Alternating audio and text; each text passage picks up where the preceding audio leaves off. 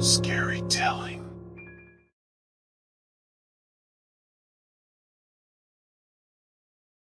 I wasn't too worried when the portal took me to a different reality.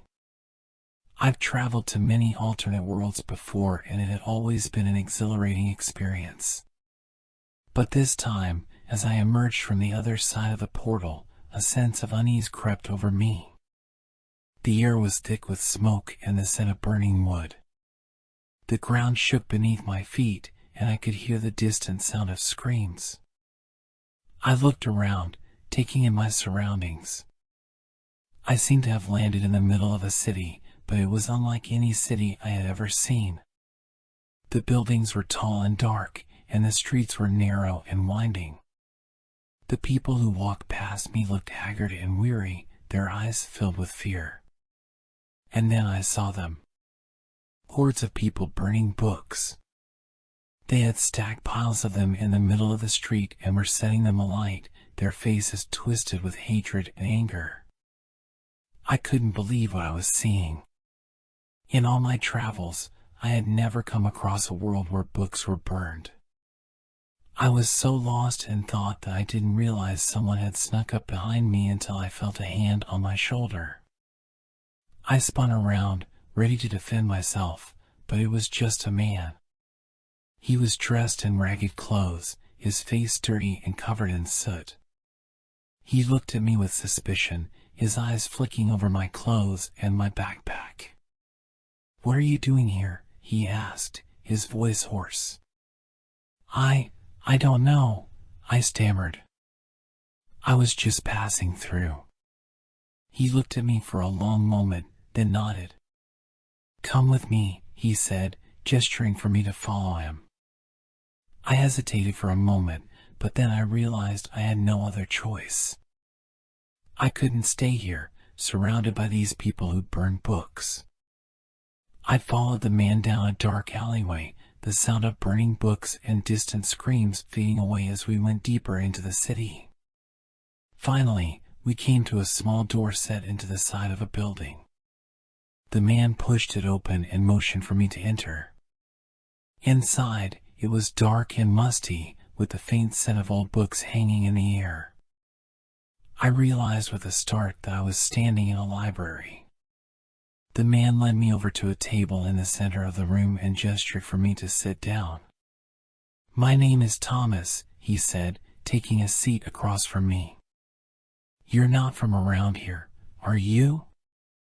"No," I said, still trying to process everything I had seen. "I just ended up here by accident." Thomas nodded. "It happens. There are many portals scattered throughout the multiverse. Most of them are harmless, but every once in a while, one will lead to a world like this." What's going on out there?" I asked, gesturing to the door. Thomas sighed heavily. "It's a long story. But I suppose you have a right to know, seeing as you're stuck here now." "Stuck here? What do you mean?" "I mean, you can't just leave. There's no way back to your world. Trust me, I've tried." I felt a chill run down my spine. "What do you mean, there's no way back?" Thomas leaned forward, his eyes intense. "Listen to me. This world, it's not like any other. The people here, they burn books. All of them. They believe that knowledge is dangerous, that it can lead to chaos and destruction. And so they destroy it. Every book, every scroll, every scrap of paper. They burn it all." "That's insane," I said, feeling a growing sense of dread in the pit of my stomach. "How can they be so ignorant?" Thomas shook his head sadly. "It's not just ignorance. It's fear. Fear of what they don't understand. Fear of the unknown. And it's fueled by the government, who sees knowledge as a threat to their power." "But what about you?" I asked. "You have a library here. Don't they know about it? They do, Thomas said, his voice dropping to a whisper. But they turn a blind eye to it. As long as we stay hidden, they don't bother us. But we're constantly in danger. We have to be careful. I looked around the library, taking in the rows upon rows of books. What kind of books do you have here? All kinds, Thomas said, a small smile crossing his face. History, science, literature, philosophy. We have everything you could possibly imagine. And more. We've been collecting books for years, ever since the burning started. Why? Why do you do it? I asked. Because we believe in the power of knowledge, Thomas said, his eyes gleaming with a fierce light. We believe that every book contains a world of its own, a world that can expand our minds and our hearts. We believe that knowledge is the key to unlocking our true potential. I felt a flicker of hope stir in my chest. Maybe, just maybe, there was a way out of this world. Maybe I could help Thomas and his people find a way to fight back against the government, to bring knowledge back to the people. But before I could say anything else, there was a loud banging at the door. Thomas sprang up from his seat, his face pale with fear. Quickly, he said, grabbing my arm. We have to hide. He led me over to a hidden door in the wall, pulling it open to reveal a small closet. Get in, he said, pushing me inside. And be quiet. I huddled in the closet, my heart pounding in my chest, as I heard Thomas greet the people at the door. I couldn't make out what they were saying, but I could tell from the tone of their voices that they were angry. And then, suddenly, there was a loud crash, and the sound of books hitting the ground. I heard Thomas cry out, and then everything went silent. I stayed in the closet for what felt like hours, too afraid to move. Finally, I mustered up the courage to peek out through the crack in the door. The library was in ruins. The shelves had been overturned, and books lay scattered everywhere, their pages torn and charred. And then, I saw them. The men who had destroyed the library. They were dressed in black, their faces covered by masks. They carried torches and clubs, and they laughed as they smashed the remaining books to pieces. I felt tears sting my eyes as I realized the depth of the destruction. This world was truly lost. And I was trapped here, with no way out.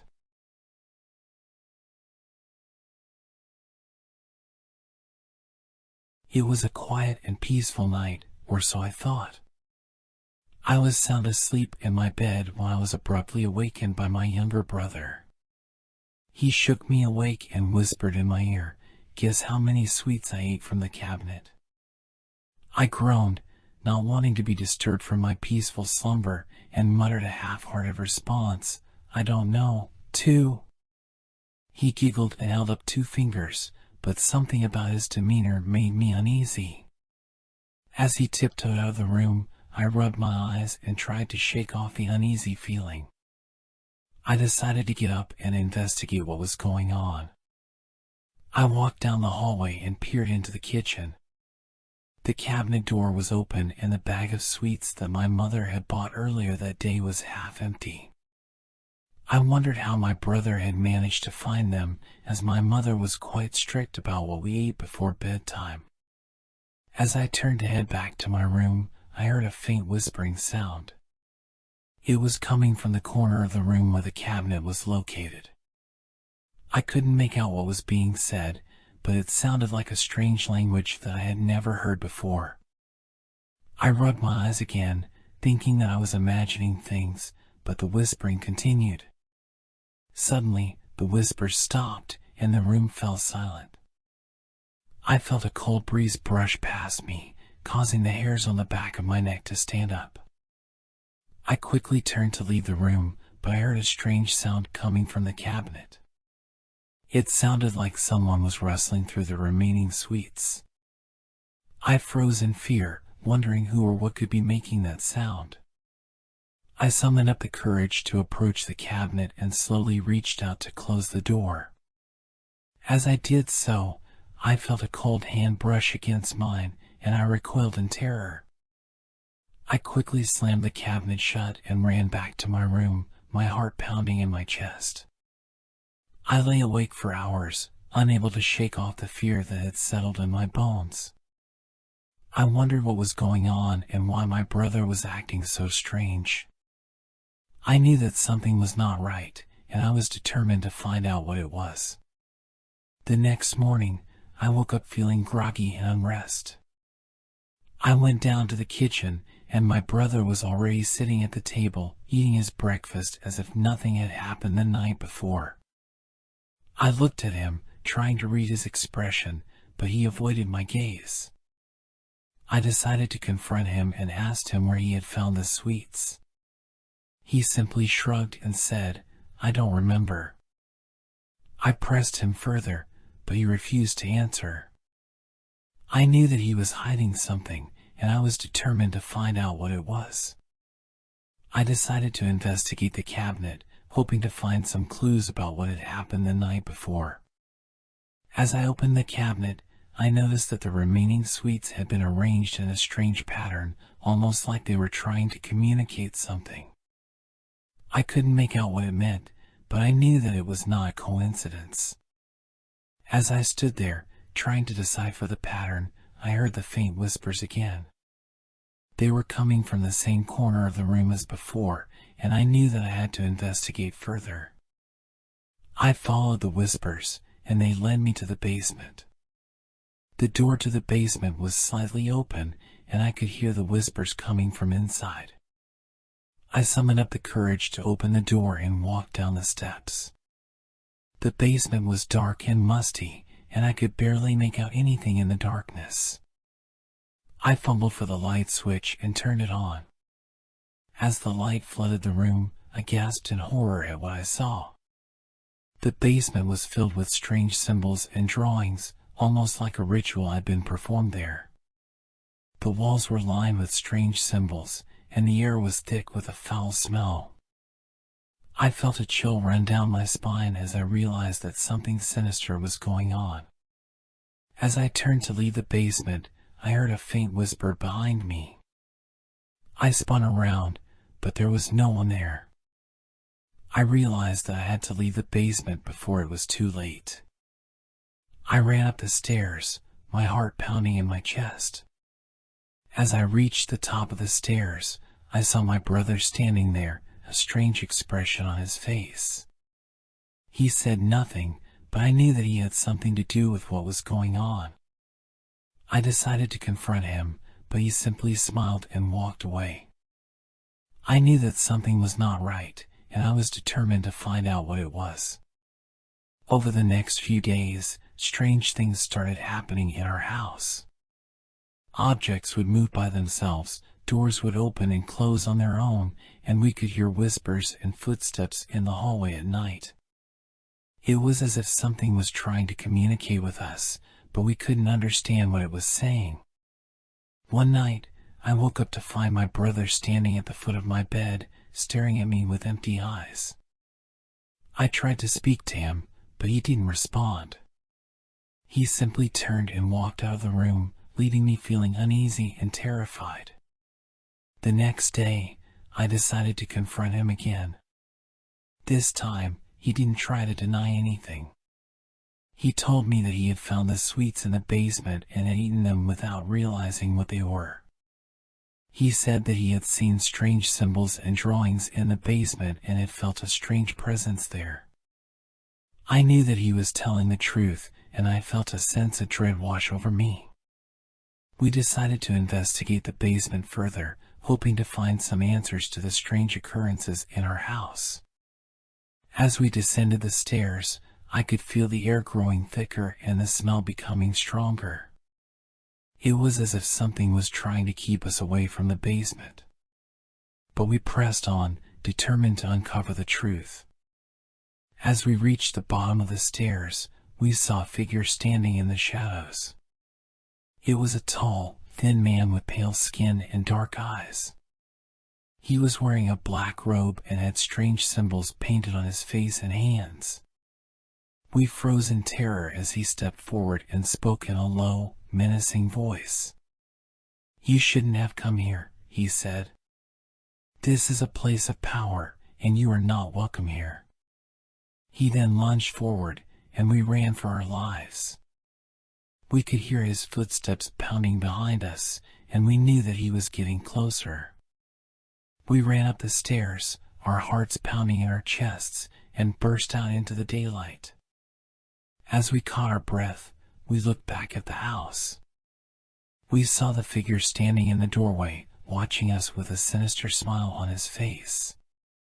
We knew that we had to leave the house before it was too late. We packed our bags and left the house that day, never looking back. We never spoke of the incident again, but we both knew that something sinister had happened in that house. And we knew that we would never be the same again.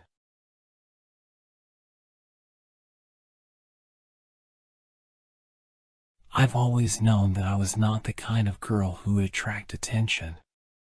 With my plain looks and shy demeanor, I've always been the wallflower who blends into the background. But then I met my boyfriend, Matt, and everything changed. He was everything I wasn't: confident, outgoing, and incredibly charming. He swept me off my feet, and before I knew it, I was head over heels in love with him. But now, as I sit here in the dark, listening to the creaks and groans of the old house, I realize that maybe I should have been more careful about who I let into my life. It all started 8 years ago, when Matt picked me up from school one afternoon. I was a senior in high school and he was a college sophomore. We had met at a party the weekend before and had hit it off immediately. He was the first guy who had ever paid any attention to me, and I was smitten. As we drove back to my house, Matt suddenly turned to me and said, "I have to tell you something. I'm getting bored with you. I think we should break up." I was stunned. This was the last thing I expected to hear. "What do you mean?"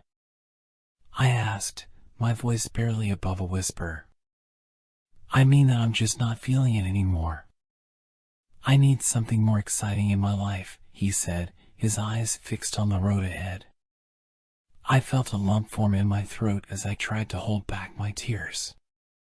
"But I love you," I said, desperate for him to understand how I felt. Matt didn't respond. He just kept driving, his face expressionless. We pulled up to my house and he helped me out of the car as if nothing had happened. "I'll call you later," he said, before driving off into the sunset. I was devastated. I couldn't believe that the person I loved so much could just discard me like a piece of trash. I spent the next few days in a fog, barely eating or sleeping. I called Matt repeatedly, begging him to take me back, but he never answered. It was then that the strange things started happening. At first, it was just small things. A book knocked off a shelf, a door slamming shut on its own.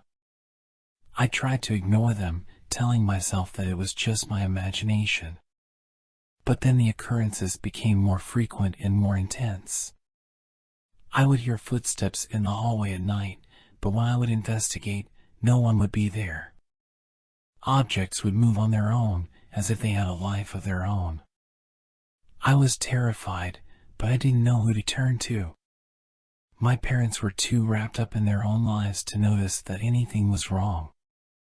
My friends didn't believe me when I told them what was happening. It wasn't until one night, when I woke up to find a figure standing at the foot of my bed, that I knew for sure that something was terribly wrong. The figure was tall and shadowy, with glowing eyes that seemed to bore into my soul. I couldn't move or scream. I was paralyzed with fear. Finally, the figure spoke, its voice a low, guttural growl. "You're not welcome here," it said. Leave. And that's when I realized that I was not alone in my house.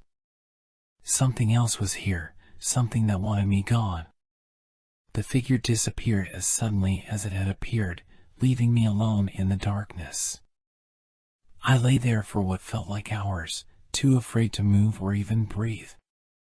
Finally, as the first light of dawn began to filter through my window, I gathered my courage and got up, determined to find out what was going on. I spent the day researching everything I could about ghosts and hauntings.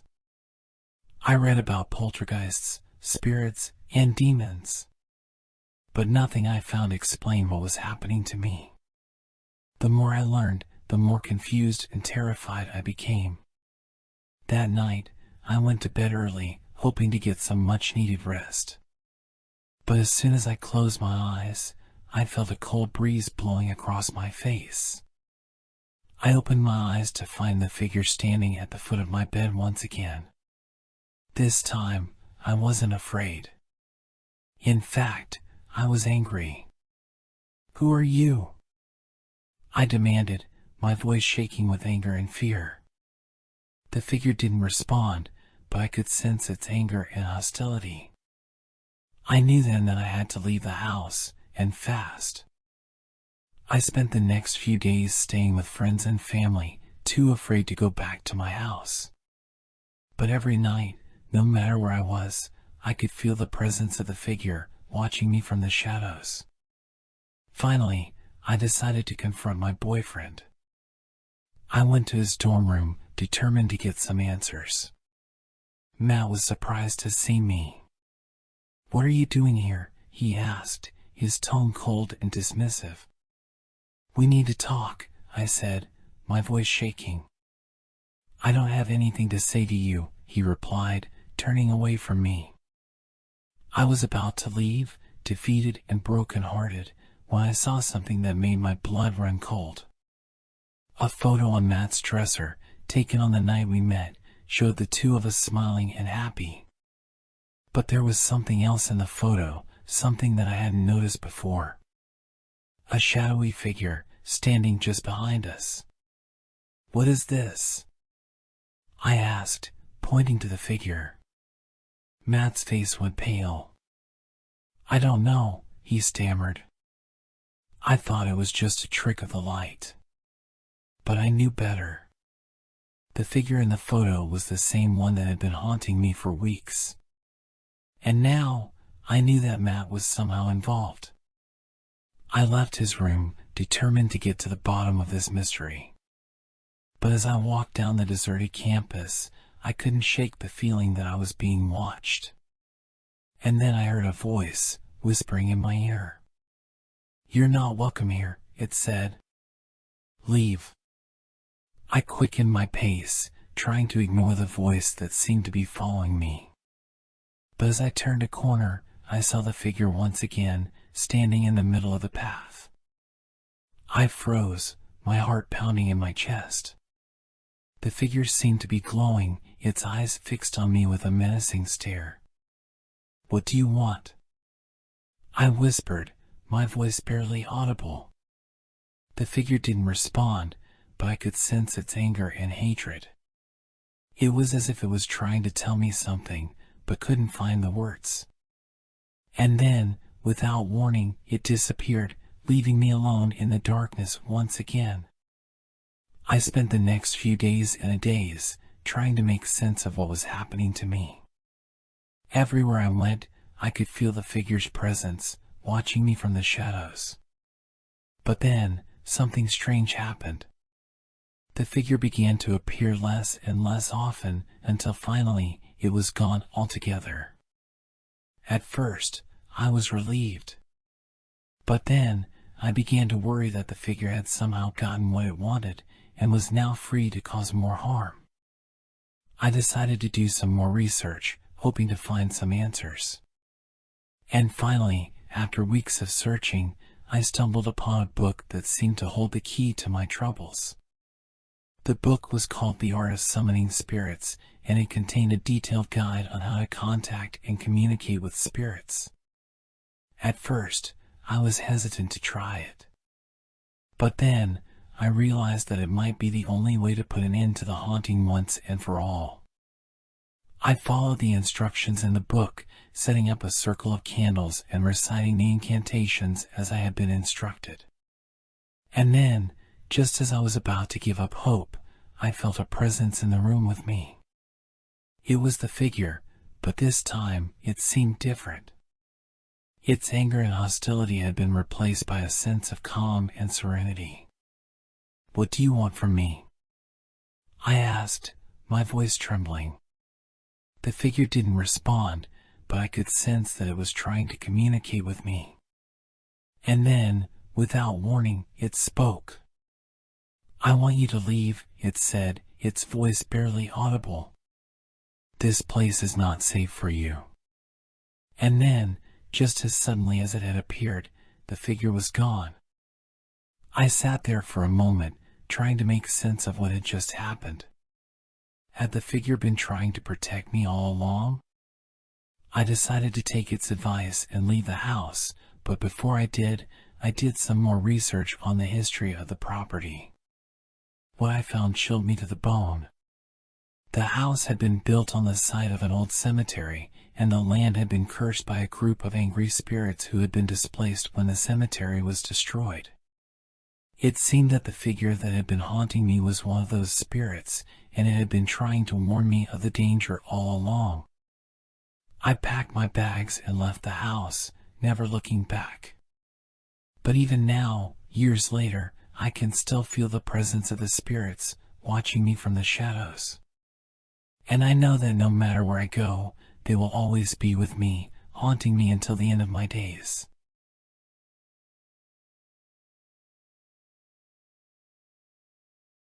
I was sitting in my room, trying to study for my upcoming exams, when I heard my mother's voice coming from the bathroom. "Some combination of these must get the crust off," she said, followed by a sigh. I got up to investigate, curious about what she was doing. As I entered the bathroom, I saw her standing in front of the sink, holding a bunch of cleaning products. She looked frustrated and a little bit worried. "Hey, Mom," I said, "what's going on?"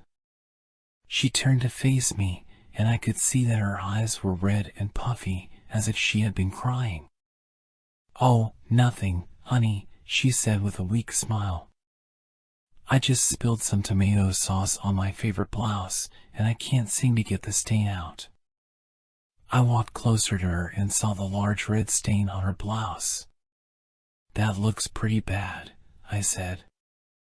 "Do you want some help with it?"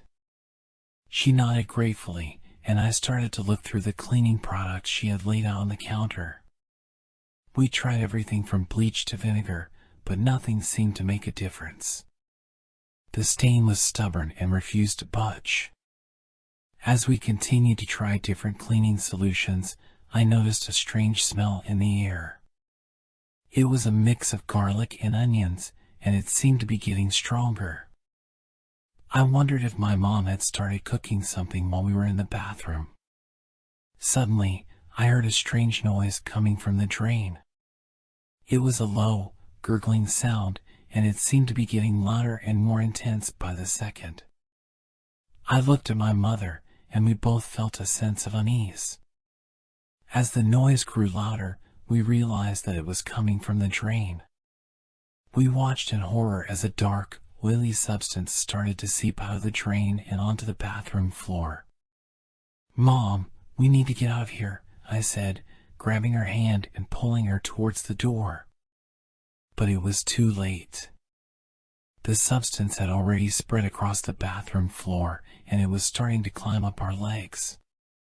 We tried to run, but we found ourselves trapped in the sticky, slimy substance. As we struggled to break free, I could hear a faint whispering in my ear.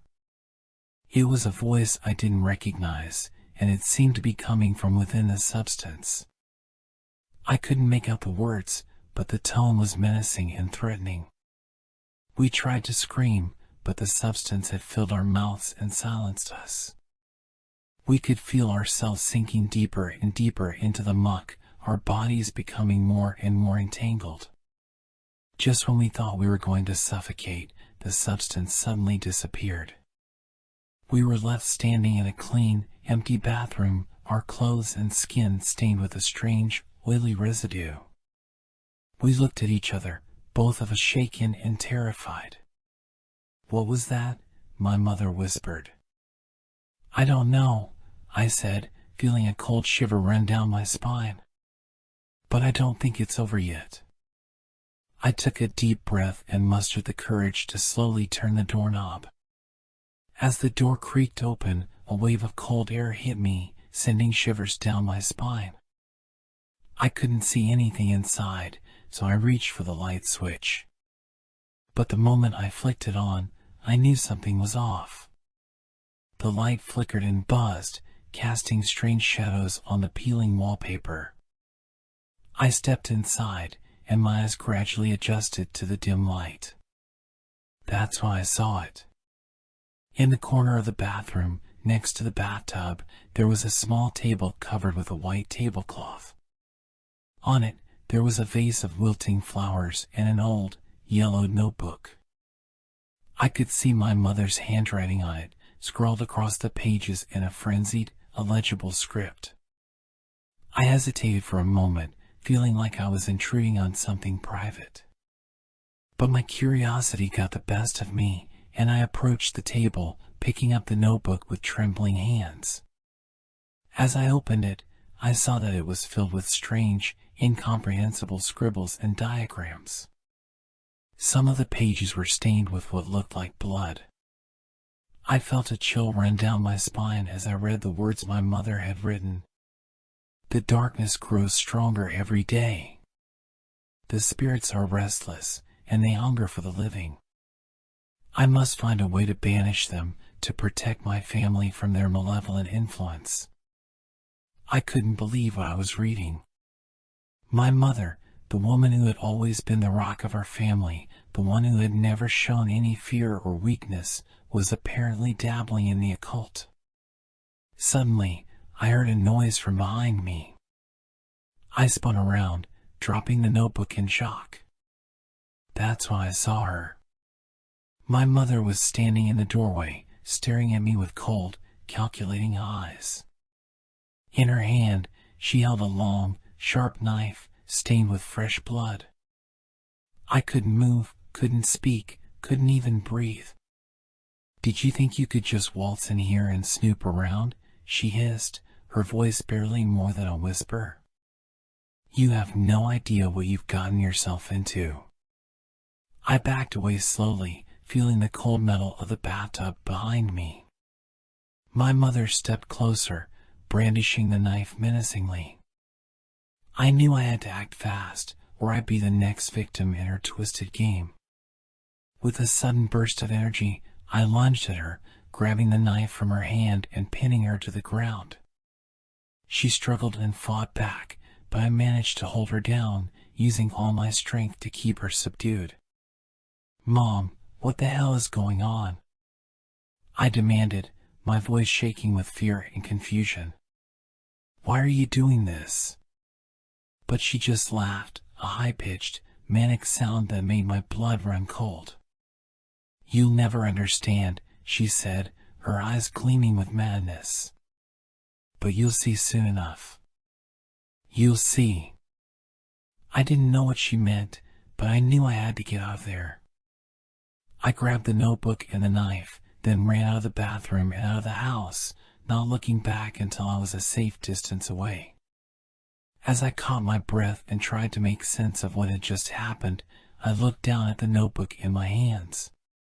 It was filled with cryptic symbols and diagrams, but I could make out one word scrawled across the page in thick, black ink: possession.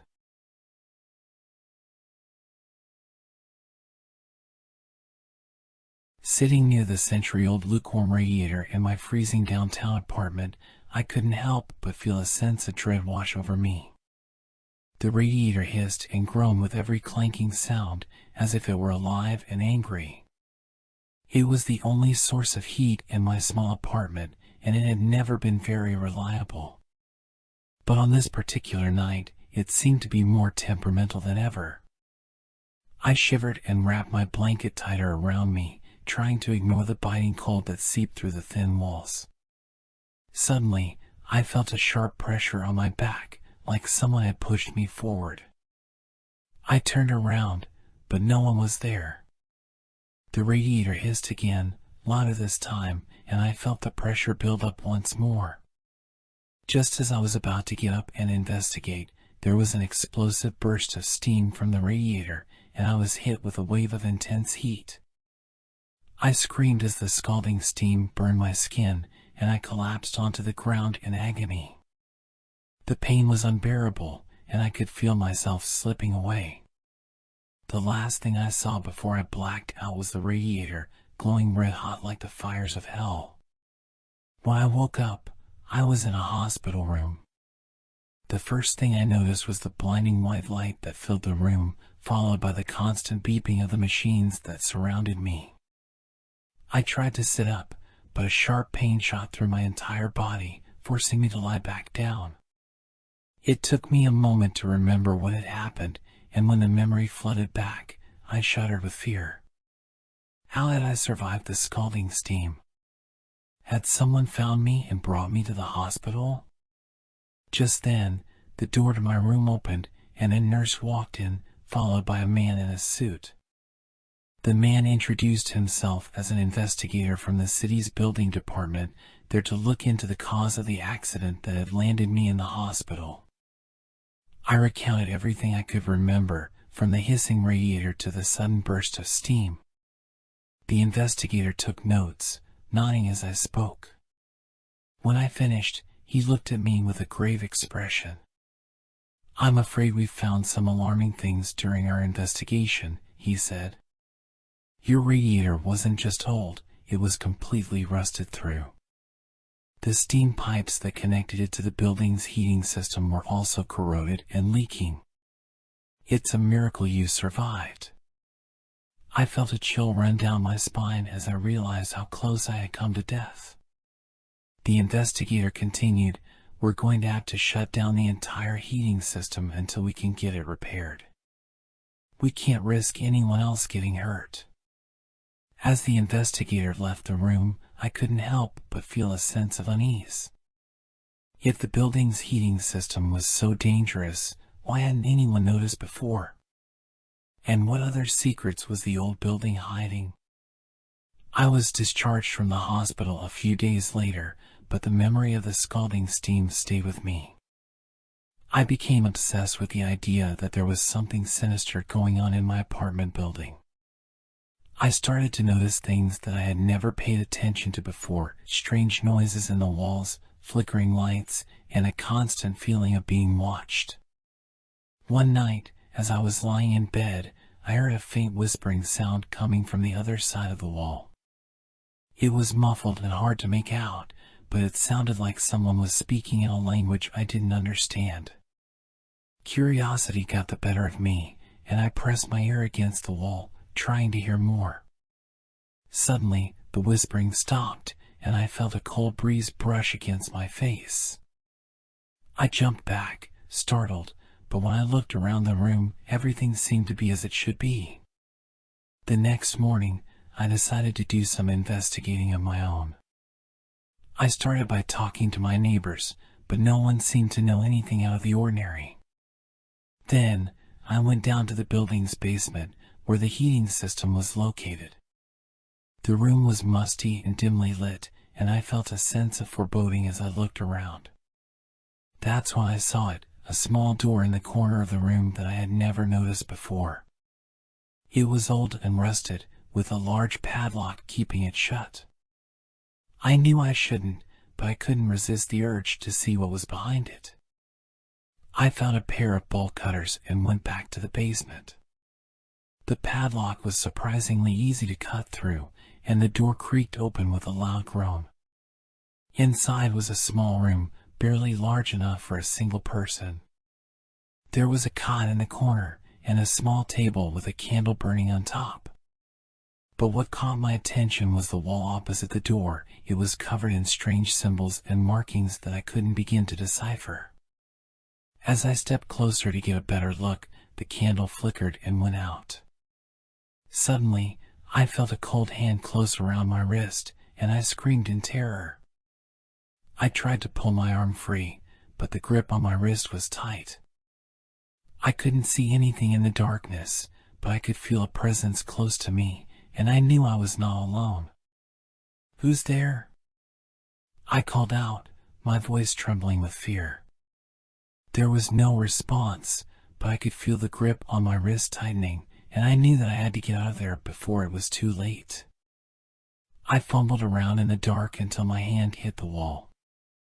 I used it as a guide and made my way towards the door.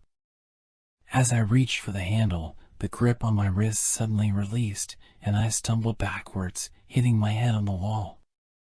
When I came to, I was lying on the floor of the basement. The door to the small room was shut and locked, and I had no memory of how I got there. I stumbled to my feet and made my way back up to my apartment. Over the next few days, strange things started to happen.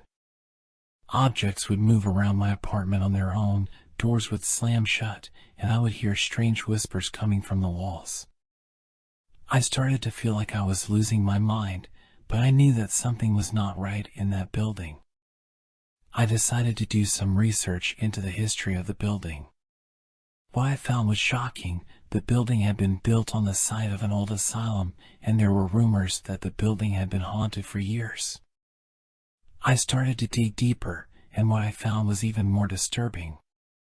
There were reports of strange rituals being performed in the basement, and stories of people disappearing without a trace. It was as if the building had a life of its own, and it was determined to keep its secrets hidden. I knew that I had to get out of that building before it was too late, but every time I tried to leave, something would happen to stop me. It was as if the building was trying to keep me there, to trap me inside its walls forever. One night, as I was lying in bed, I heard a voice whispering my name. I sat up, my heart racing with fear, and saw a figure standing at the foot of my bed. It was tall and thin, with long, spindly fingers and a face that was twisted in a grotesque grin.